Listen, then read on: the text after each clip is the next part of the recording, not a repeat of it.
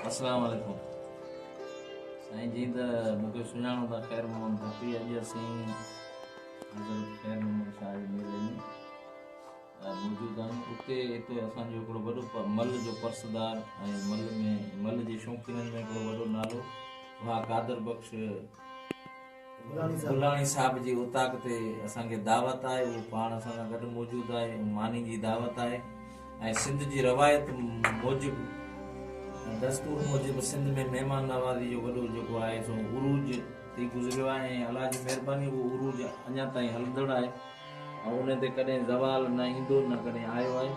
ऐं असांखे वॾी ख़ुशी आहे भाउ कादर बख़्श गुलाणी सरकारी मुलाज़िम तौरु ऐं हिकिड़ी सियासी समाजी शख़्सियत आहिनि।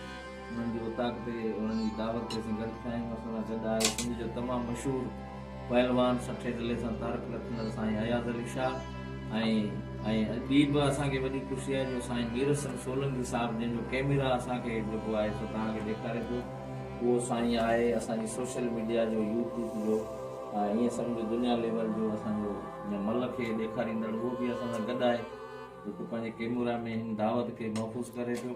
ॿिया साईं असां सां आहिनि मोहम्मद ईसा लाखो साहिबु ऐं साईं मंज़ूर भारी साहिबु ऐं ॿिया दोस्त आहिनि साईं जिन जा माइट आहिनि गुलाणी साहिब जा।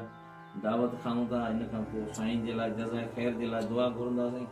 वॾी तव्हांजी महिरबानी। तमामु ख़ूबसूरत तारुफ़ करायो अदा ख़ैर मोहम्मद भट्टी साहब मुंहिंजा उस्ताद मोहतरम आहिनि। ऐं बसि सॼी ॻाल्हि त तव्हांखे ॿुधाए छॾी आहे। हाणे असां हलूं था मानी जी तरफ़। मानी खाओ त बिस्मिल्लाह कयो।